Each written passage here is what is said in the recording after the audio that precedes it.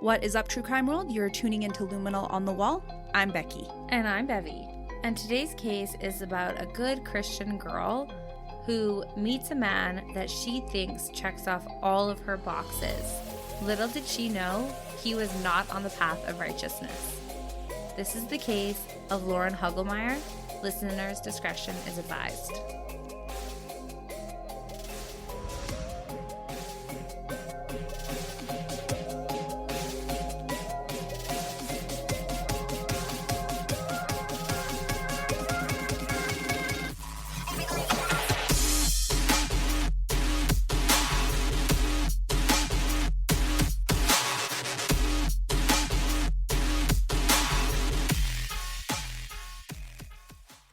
Hey, our LOTW friends and family. Yes, hello to everyone tuning in. Hope your day's swell, Yes, we do. just like ours. Yeah. And hey, Becky. And hey, Bevy. We're so excited because we got new chairs Yeah, we're for our podcasting room. Yep, we're ultra comfy now. Yeah. And before we used to just sit on like little cushions. And On it was the always floor? a pain in our back. Literally. Yes. Literally. You have to just stretch it out midway through every podcast. Yeah, exactly. So now we're just ultra cozy and I think we both like it. I know I do. I need to be cozy. I just need to be cozy to be happy, I think. If I'm like slightly uncomfortable, I'm not okay. You're not happy. I'm not happy. Your happiness is directly correlated with how comfortable I feel you are. 100%. Yes. So it's a good day. Yeah, you'll probably see a huge change in Bev going forward. Yeah. Just kidding. She's almost always delightful. No, we both know the truth. We both know the truth. I can't She's hide miserable. my emotions. No. Yeah, I get cranky. I'm a cranky kind of person. I'm a cranky kind of gal. Yeah, cranky cat. Yeah, and Yeah. Becky's just a ray of sunshine. So there you go. Yeah. That's just us to a T. Yeah. So anyways, we should get into the case. Yes, we should. It's a shorter case for the day. Yes. But it's going to be interesting nonetheless. That is right, Bev. So let's get into it. How about that? All right, let's dive in. All right. So this case is about a young girl named Lauren Hugelmaier. And she was born on June 9th of 1988. She was raised in a Christian household and she remained steadfast in her faith as she grew up. And as she began to mature and begin looking for someone to spend the rest of her life with, she knew that her future husband must also be a Christian and have a strong faith in God because for her, God was the center of her world and she wanted to share that with her future husband. Now, when Lauren was 26, she reconnected with an old classmate that she had known in middle school. His name was Matt Phelps. While they were in middle school, they did know of each other, but they didn't really run in the same social circle, so they weren't really friends. But of course, as we know, you don't really forget the people in your middle school. Like you know the people, right? Like, Yeah. you knew Everyone of them. knows each other. Yeah, it's just like, who were you close with? Yeah, not you. So either way, as they got older, he reached out to Lauren on Instagram, and that's actually how they ended up reconnecting. Oh, the good old social media, Bev. Right? Bringing people together one life at a time. Yeah. It's so true though, hey? Mm-hmm. It's like weird how you can stay connected to people like years down the road, even people you like only kind of knew. Isn't that weird? It is weird. What Okay. did people do before social media? I You know, don't you go to like, middle worked school, high hard. school, worked hard. like worked with their hands, you know, painted. Like more manual labor. Yeah. I don't know, played more games. Crafts. Were more, yeah. Yeah. But you know, if you knew someone in junior high or high school and then you parted ways, you're like, sayonara, dude. I will never see you again, most likely. Yeah, unless I bump into you in like the grocery store in 20 years. Just randomly. So, Oh, you kinda buying weird. sausage? So am I. Becky, why did you all of a sudden go to buying sausage? I just have to say, like, why was that your first go-to? I don't know. I had some deer sausage, I guess. Oh, is that what it was? Yeah, Bev. Get your mind. Out of the gutter. I was going to say the same thing to you. Either way, I think I would have started with, like, I was in line to buy some crackers. Or cereal. Yeah, I don't know why I went there. Yeah, it was just like, Just came you out. knew the implication, right? When it came out, were you kind of like, oh, there it is. My bad. I mean, I heard it Like, you after knew I said who your it. sister was. It's like I knew what had happened, but I said it being actually very innocent. Right, the deer sausage. Gone are the days of no social media, and gone are the days that you can't say sausage without Bev being like, wow, you're a little bit pervy today. Exactly. Isn't that the truth, eh? Yeah, it's the truth. Oh my God. Oh, I'm going to laugh too hard at that. I'm going to make fun of you later for that. Okay, but we should continue on. So now we have Matt and Lauren who get reacquainted through social media. Yes. At first, Matt requests to follow Lauren, and when she accepted, Matt was completely over the moon. He decided to go through all of Lauren's photos. He liked all of them, and it was said that he was drawn to her smile and her energy and the light that she radiated. Wouldn't that slightly concern you, Bev? If someone friend requested you, they go through and like every single one of your photos, or even like the majority of them, wouldn't you kind of be like, you seem like a bit of a stalker? I mean, I think it all just depends. Like, she already knew him before. Barely, I would take it barely. I feel like it's like online flirting almost. Oh my God, he loved my photo. We're an item. No, I do have to say, when like somebody follows me on Instagram and then proceeds to like photos that are like dated all the way back to the beginning of when I got Instagram, and there's like 20 likes, I'm kind of like, that person likes me. That's weird. Like, I'm gonna have to keep my eye on you. Yeah. It's Yeah. just kind of like that. It's weird. too much too soon. Yeah. It's like just coming right out and be like, hey, I like you. I want to have sex on the first date. Like, it's like, whoa, calm down your likes, okay? Yeah, calm down your We likes. haven't even had a date yet. No, I get it. It's Okay. a little bit weird. I can see it, but depending on how Lauren feels about Matt, it might flatter her, right? Yeah. So I think that's probably what it ends up being, as opposed to being creepy. Like, if someone random started following you and started liking all your shit, you'd be like, yeah, you're kind of weird. Like, maybe I won't chat with you. Mm-hmm. But this is someone she knew, and probably, I would assume she took it as more of a flattery thing. Oh, you'd have to assume because, they carry on their relationship. Yeah, they start chatting. Yeah. They chat a lot, actually. At first, it was a casual conversation, catching up, and eventually they start communicating more often. And those casual chats really just start to become more regular. And then they start becoming more flirty in nature. And then the pair eventually meet up. And it goes so well that they end up dating as a result. The two would text and speak daily. They bonded over their many mutual interests, such as Harry Potter and Star Wars. Some would say that the force was strong between the two. I don't know if anyone knows, but Becky writes our scripts. Like, what a loser. What a loser. You know what? I wrote it knowing you were going to read it, and I was like, she better say it. I figured you did that. That's why I said it so like, yeah.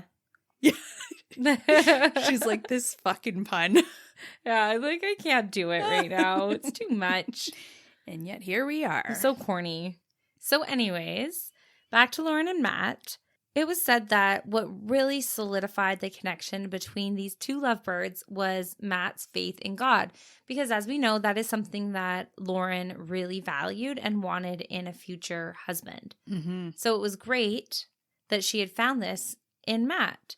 She truly believed that she had found the perfect man for her. How could you not think that? He believes in God, same interests. Hell yeah. Yeah, exactly. It's like the stars are aligning for me, right? Mm-hmm. This is my time.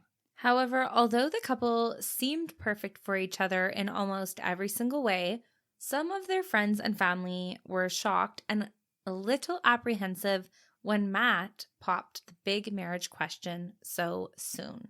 The most shocked person was Lauren's father.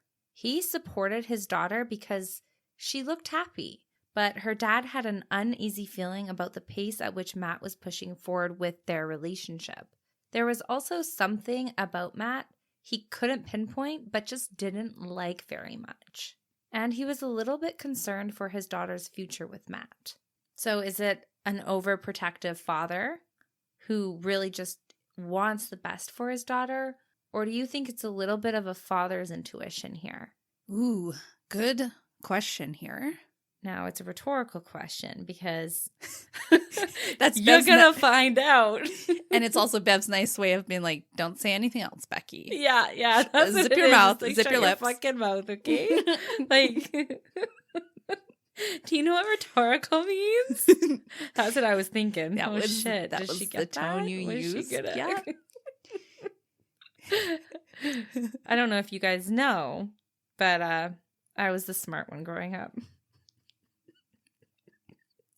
I was the kind Silence. one growing up.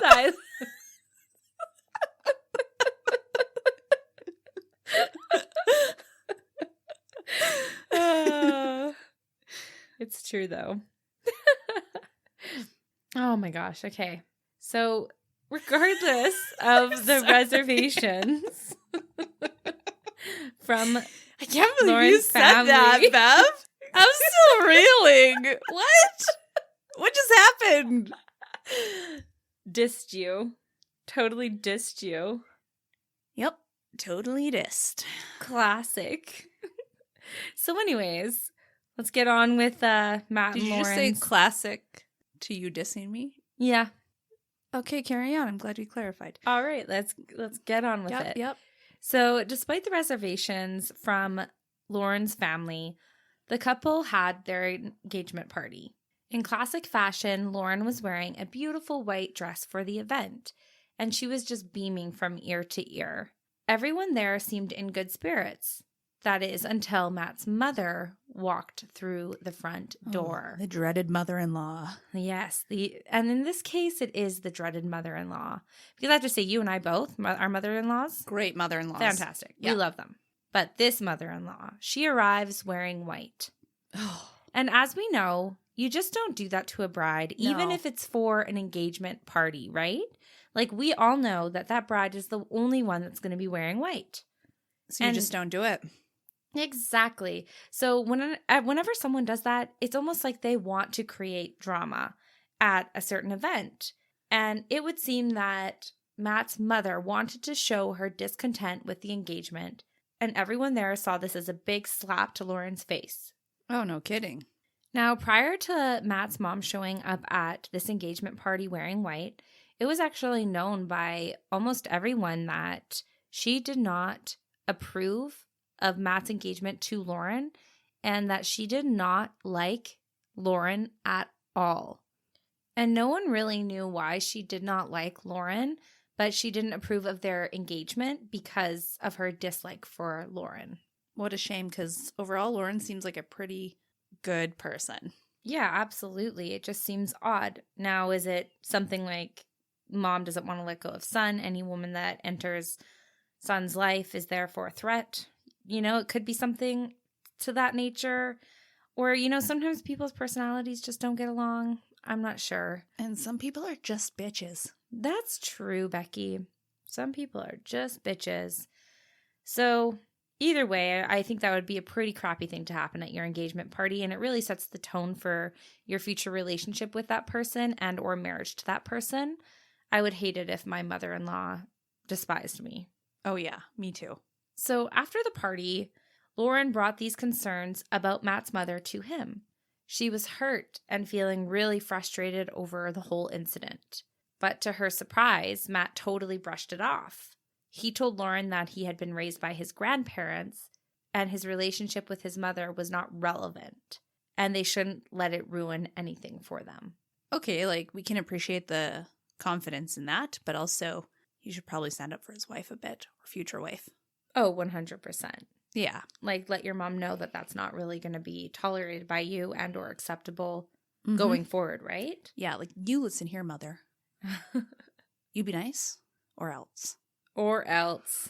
A good old threat. Yeah. You know, that's how we do things around here. Either way, I think he is trying to reassure her, being like, this isn't the main figure in my life. So a little bit of background on Matt. as we're talking about this, is that he was raised by his grandparents. His mom was kind of in and out of the picture, but wasn't really engaged in his upbringing. And his dad wasn't either. Yeah, it wasn't in the picture. Exactly. So what he's saying is real. It is true. So we could just take it as he is trying to reassure her and being like, maybe the people you need to worry about are my grandparents' opinions, right? Yeah. Something to not be stressed over. Right. So after this engagement and the whole debacle that was tangled up in it, the couple ends up moving to Raleigh, North Carolina in 2016. Matt had secured a job at an in-home care company, and it was said that he was a devoted employee and had earned Employee of the Month. Lauren, on the other hand, also contributed to the household. She had a full-time job as an auditor. She was also known to have up to 4 jobs on the go at any given time to help with her future finances. Her side hustles included babysitting, working in the church nursery, and selling candles, just to name a few. With all of their success, Lauren really thought they both had the same mentality and were heading in the right direction for a successful future together. Along with all of those successes that the couple was having, they also remained constant in their devotion to God. They had found a church in their area and involved themselves in that community. Despite moving cities, they never strayed from their faith. They also maintained a really close relationship with Lauren's family, even though that they moved. Every Tuesday night, the families would get together and have a game night. Both Matt and Lauren enjoyed this occurrence. Matt used this opportunity to bond with Lauren's family, which was so important to Lauren because she really wanted her father to like Matt, because as we know, he did not. No, he had a bad feeling about him. And over time, as the game nights continued and their bonds grew, it did seem as though that relationship improved a little bit. And in November of 2016 in Wake Forest, North Carolina, the couple ended up making their relationship official. And they got married.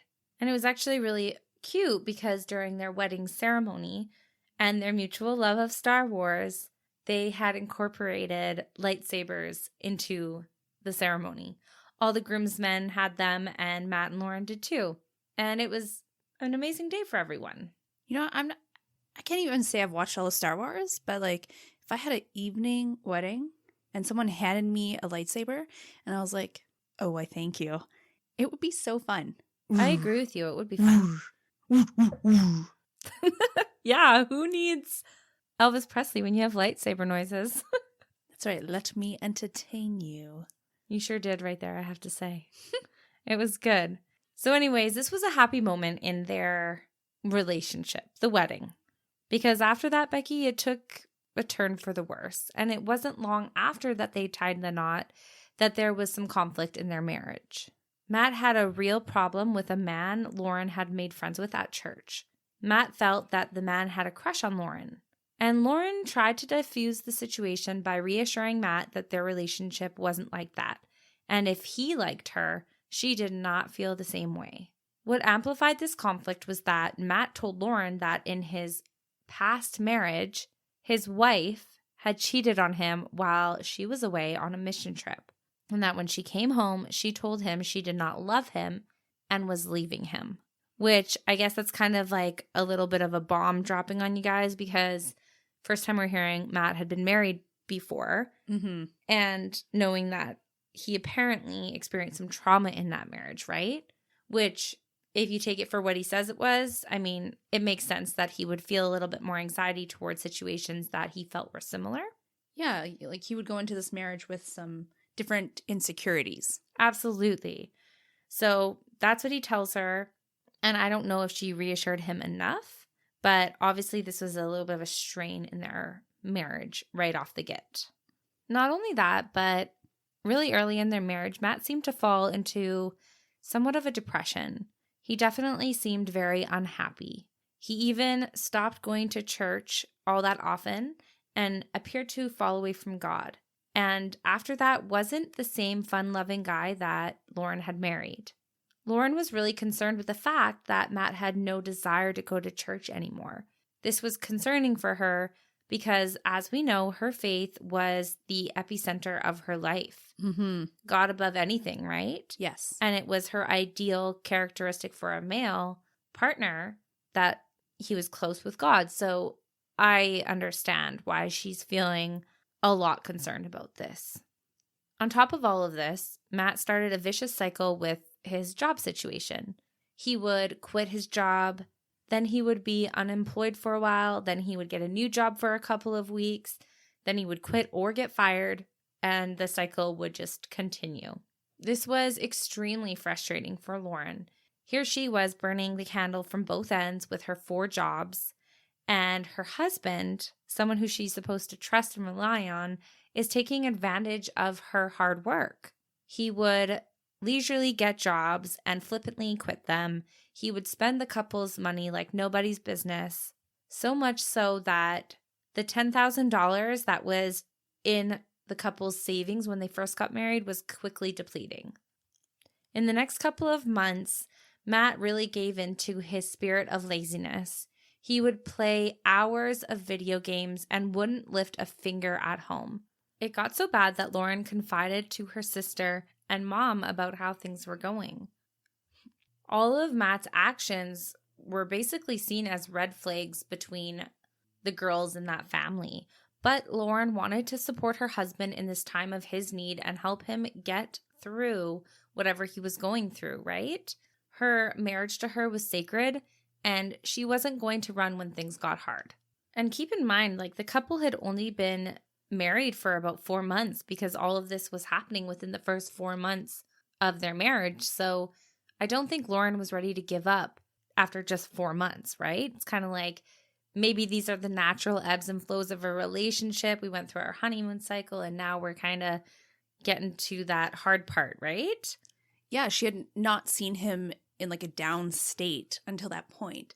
So imagine if every single relationship just ended because someone got a little depressed. Yeah. You know?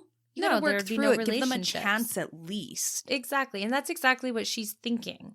And it wasn't like everything was bad, right? Even Matt was trying to do things to lighten the mood and, I don't know, make things a little less heavy. He even suggested that the two of them go on a road trip with his family. He thought that this would help him lift his spirits. And obviously, Lauren is going to do everything she can to help, so she agrees to go. They make their way onto Bowling Green, Kentucky, where Matt's family went road tripping together. However, keep in mind, as we know, Matt's mom did not like Lauren. So she was not thrilled that the couple had gotten married. And when Lauren showed up on this trip, she was not nice to her. Nonetheless, Matt's mom still invites both of them to do a family photo shoot. She's probably thinking like, oh, finally she's accepting me. She's bringing me into their family. Exactly. That's exactly what she thought. She thought it was the breakthrough that she wanted, right? Mm-hmm. So when Matt's mom texts her with the dress code for the photos, Lauren goes out right away and buys her and Matt matching blue outfits for the photo shoot. But when they showed up, all the women were in white and all the men were in blue. And now get this, Matt's mom had the gall to throw a tantrum over the outfit, that Lauren brought. She blamed Lauren for this mistake and called off the whole photo shoot. Damn, hey? Yeah, like how manipulative, right? Like, did you do all of that just to make Lauren look bad? Because you have to know that you were the one who told her the wrong outfit choice, right? Yeah, even if it was a miscommunication, who cares? Take the damn photo. Take the freaking photo. You'll look back and be like, oh, remember that time when we were either both silly or one of us was like, woohoo, a little weird. Yeah. Gave the wrong info. Yeah, it's over the top. And it truly does make me think that Matt's mom did it just to set her up so that she could kind of blame her and make her look bad in front of the family. Mm-hmm. And of course, throughout all of this, just like we're kind of like, what the hell? Lauren argued to Matt's mom that it was her mistake in the first place. Yeah, like she stood up for herself. She's like, I ain't being blamed for ruining this photo shoot when it's not my fault. Exactly. And what's so unfortunate about all of this is that this road trip was supposed to change up the dynamic of Matt and his life and between Lauren and his family and make it happier, right? But when they got home from Bowling Green, Kentucky, Matt's negative behavior actually increased. Oh, good. Yeah, like obviously it wasn't a great experience with his family, right? Yeah. And didn't do what Matt hoped it did. And he was spending even more money and becoming more distant from Lauren. He even stopped going to church completely and wouldn't even attend the Tuesday night game night with Lauren's family. Yeah, so he's like literally pulling away from every good aspect of his life. Yes. All of it. Absolutely. Which we could attribute to the depression. Yeah. Right? I mean, that would track. Isolation is a huge thing, right? Yeah. He's away from his family. He's in a new relationship. He hasn't found a good job as of yet. You know, I mean, there's a lot of factors that could contribute to someone feeling the way he does. But either way, that's where he's at. He's not doing so hot. And Lauren would often call her mom crying because she would regularly get credit card statements with unnecessary charges to it. Matt had bought over $1,000 in video games and an additional $1,000 on gift cards, which was just so devastating for Lauren. Not only was he spending their savings, but he was racking up debt like no tomorrow. What is also really, really interesting and kind of makes me look at Matt in a completely different light is that Lauren had learned from Matt's ex-wife, the woman who apparently cheated on him, you know, and had told him she didn't love him anymore and totally broke him, Left him. that their marriage ended because he had cheated on her several times before and after they had gotten married. And they had a lot of the same issues that Lauren was having with Matt. So this is common for him. Either he has some major mental health issues that he's not quite in control of or has under control. Yeah. Or he's a shit person. Yeah, and a slight like sociopath or something. Yeah, which one of them? And not only that, but keep in mind, he completely lied to Lauren about the circumstances of his failed marriage. And he got jealous as shit. For no reason. Like, in a lot of just the cases that we talk about when it comes to, I don't know, murder and Infidelity? partner violence, like that type of thing, guys or women are extremely jealous. Like, we've seen that a lot, right? Yeah. And I think before, with his lie to Lauren, it was kind of like there's an excuse for it. There's a reason for it, right? Yeah. But when you take that away, He's just jealous. he's just jealous and he's being totally unreasonable and kind of like treating Lauren like crap and gaslighting her and like being crappy. So yeah, this is like a huge moment where we really learn that Matt is not who we have thought he was up till this point. Exactly. Now, in talking to Matt's ex-wife, she also learned that Matt started acting out as a teenager and that he would dabble into drugs, with his preferred being cough syrup. That one really confuses me, Bev. We talked about it Yeah. before. You know, when I think drugs, I think, you know, the hard drugs. Methamphetamines, Cocaine. heroin. Heroin. Yes. Yes. All those. And so when I was reading about this, I was like, what? Cough syrup. medicine? Yeah. But no, it's actually like an issue amongst teens. Yes. I was reading a forum and they're like, one of the cold medicine companies had to actually release a statement to be like, watch the teens, basically, because it's over the counter, right? So it's easy to get. Yes. Oh. I think it was called Robotripping because like Robitussin had, people used Robitussin, the cough medicine, to get high. So it was called Robotripping. We be robo-tripping. Okay. Anyways, with the word, I always have to stop myself from making weird sounds. Anyways, with his use of cough syrup and his robo-tripping, his family was worried about him, and they had sent him to a Christian school to help him with his drug use. And this did seem to help him, and eventually he ended up at Bible college. Yes, So- he wanted to be a pastor. Right, exactly, which, Mhm. I mean, makes sense to where he was at when Lauren met him. Yeah. And upon learning all of this, Lauren was very understanding of his history, but the girl had had enough when it came to her marriage to Matt. But instead of divorcing him, she held an intervention with her mom and sister about his spending. Now, Matt did seem to be receptive to this, and following the intervention, Lauren felt like he started to shape up and get back to what he was like when she first met him. That is until August of 2017, when a female ex-coworker of Matt showed up at Lauren and Matt's home. Uh-oh. Yeah, like, what? What the hell? What the hell? Why is she there?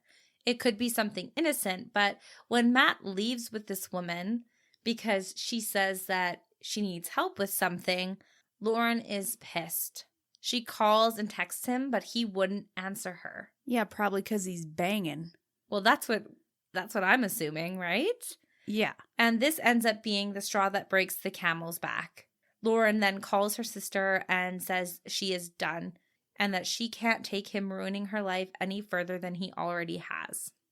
Which, this is a pivotal moment in the case and in the relationship, because when it comes to men that are, I don't want to say he's like physically abusive, that's not what it is, but I would say in some ways he is a manipulator. I think modern day we call this narcissism. But either way, he's just manipulative with her, right? And he's disrespectful. Absolutely. And when you have a partner who treats you that way and just kind of has a pathology for that, when they feel like they're losing control of a person or they are losing a person, it can be a huge trigger and it can be dangerous for the person in that relationship.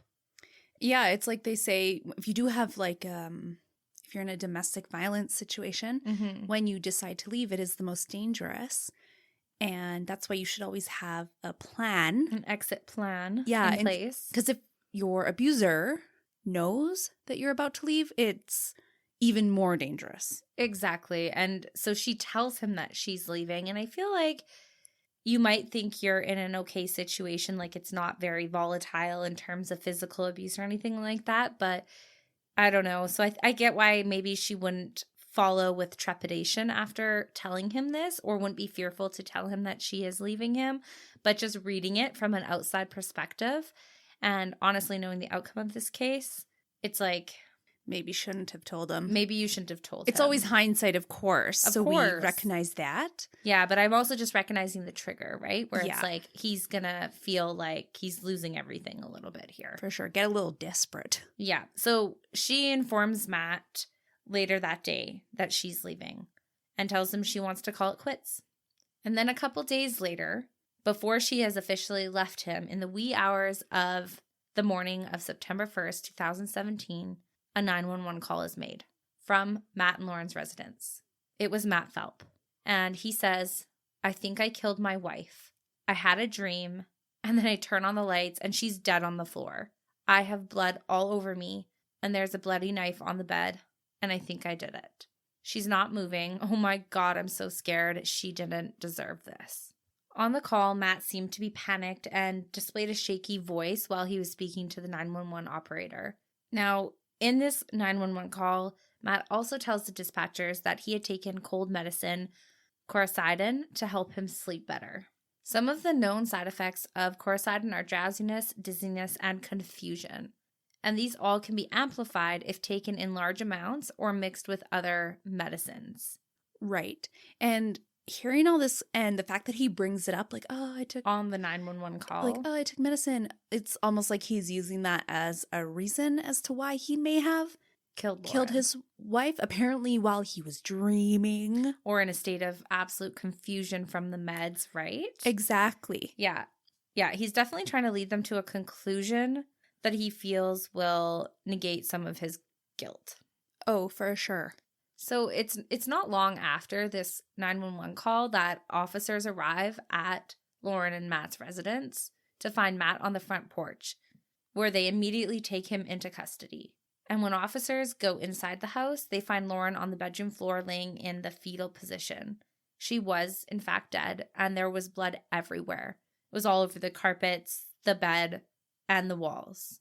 In the meantime, that the officers are examining Lauren's body in the home, other officers make their way to Lauren's family home to inform them of her death. Lauren's mother was the first to get the news, and she asked if Matt had killed her daughter, and the police were able to confirm that to her. Oh, yeah, she freaking knew it. Yeah, of course she did. Like, with everything that was going on. Yeah, she's like, that fucking maniac. And then not only that, I'm guarantee that Lauren's dad talked to mom, you know, about his suspicions of just like how he was feeling about Matt and stuff. So, oh, for sure. You know, I bet if her dad was feeling that way, her mom most likely felt the same way. yeah. You know, maybe just not as vocal, but like, come on. Yeah. If one parent feels it, the other usually does too. Yeah, usually, right? Yeah. So, as we know, Matt has already been taken into custody at this point, and he is being questioned. Unfortunately, he immediately asks for a lawyer, and all questioning was then halted. Him doing this left police's hands tied. So they did the only thing that they could do at that moment, and that was to take Matt to a hospital and test how much cold medicine was actually in his system at this exact moment, right? Because, of course, he's claimed he's taken these drugs, and they know what he's trying to do by, like, saying that to them. So they just have to rule out that he had taken enough to cause him to kill his wife in a confused, dazed state, right? Yeah. Like, how confused were you there, Matty boy? Exactly. And your sarcasm says it all. The police thought that exact same thing. They did not believe that he was under the influence of cold medicine. So, because they know that he is the one who in fact did this, once they were done at the hospital, he's immediately taken to jail and charged with murder. Now, the officers at the home are collecting Matt's belongings for evidence. They collect journals, a computer, and laptops. And what they found was a little disturbing. Matt had previous searches on his computer of what would happen if coincidin was mixed with alcohol. They also found private and alternative alias accounts on Instagram that were Matt's. The Instagram profile consisted of posts relating to the movie American Psycho, Death and the Devil, and there were violent anti-Christianity images. So he, like, was off the deep end in regards to his faith. He was not like, 1000%. I'm just depressed and don't want to go to church and isolating myself. It's like, no, I'm actually, like, violent and anti-Christianity altogether. Yeah. And it's just weird because at the time, Matt said he was training to become a pastor. He was in Bible college. So the fact that it was the opposite of that completely was, I think, shocking. Oh, for sure. Well, thank God he didn't make it into pastoralhood. Right? Yeah. It could have been bad. It would have been a cult that had nothing to do with Christianity. Yeah, a killing cult. Yeah. And to add to the mounting evidence against Matt, the toxicology report also comes back. And it showed that there was a small amount of cold medicine in his system when he went to the hospital. There was such a little amount, in fact, that he probably wouldn't have noticed any effects to his body at all. So this truly was just a cop-out, right? Yeah, it was just a cop-out to take away some of his guilt, right? To kind of place blame on something other than his own psyche and choices. So after hearing all of this, the cops know definitively that he was conscious of what he was doing to Lauren. Now, the medical examiner report comes back as well, and what it said was that Lauren had been asleep on her side when Matt stabbed her the first time, and that he then proceeded to roll her over and then stab her many times in the face. She had a lot of defensive wounds, and by the time her assault was done, she had received 123 stab wounds and died as a result of them. Yeah, that is some major rage. That is like... So when I hear that, and I kind of think back to our conversation about when a woman tries to leave a relationship, or a male for that matter, who is in a relationship with someone who's like a pathological liar, manipulator, or whatever, how dangerous it can be and how threatened that the person who's getting left can feel, and how they can feel like they're losing it all. And to think of how angry a person that feels that way would feel, like you're taking everything away from me. It makes sense that he stabbed her that many times, like in the face too. Like, that's so personal. It really is. Like, damn. Like, how absolutely psycho do you have to be stabbing someone in the, like, stabbing someone in general, but in the face? Like, you're mutilating that person's face, who you know them as. And, like, you don't think twice about it? Like, what? What? And, you know, if I put myself in Matt's shoes post-stabbing, I would probably sit there looking at her and be like, holy shit, what have I done? Yeah. Like, that is so bad. So Blame it on the Robitussin. You know? Yeah, like, what else are you gonna do, right? Like, how can I ever explain why I did this? Yeah, like, it's so diabolical, right? And I think of the face, too, God. Like, think of how much bone we have in the face. Like, how hard that would be to stab through and stuff. Like, I can't. Yeah. That's just... nasty. That's just terrible, honestly. So, I'm glad that with this case, the trial is kind of cut and dry. Matt pled guilty to the charges of first-degree murder on October 5th of 2018. He was sentenced to life in prison without the possibility of parole. Now, it was said that he has acknowledged his role and admitted to feeling massive amounts of guilt and regret for what he did, which who knows for certain, but sometimes I think a crime of passion, I do actually think that maybe people do feel remorse and guilt because they're just so overcome with their emotions at the time that they make a choice. And maybe that's not... It's in, like, the heat of the moment. Yeah, it's exactly. not what they...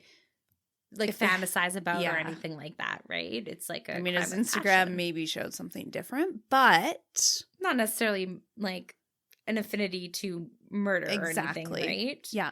So, either way, I think he is serving his time. He doesn't have the chance to even get parole. So I think that's good because when you stab someone 123 times, like, your intention was to kill. Yeah. And it's like, who knows at what point in your life that you would get that angry again that you would do the same thing, right? Like, if you can do it once, you could do it again. Therefore, like, sometimes I think people that react that way, unless they get extreme help to manage their emotions and whatnot, like, the likelihood of them doing it again may be higher than some other people. I don't know who, but it just, you can't be certain that he wouldn't, deal with stuff like that again. 100%.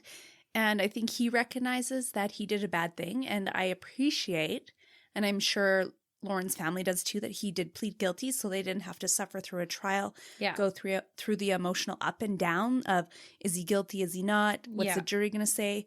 So at least he did that. But either way, justice was served and he's getting what came to him. Which is good, but despite justice being served in this case, Lauren was still taken from her family and her loved ones far too soon. And my heart really goes out to them and what they feel and the healing journey that they are going to embark on probably for the rest of their lives, so. No, absolutely, Bev. Either way, Becky, this was the case of Lauren Hugelmaier. Thanks for listening. Thanks for sharing.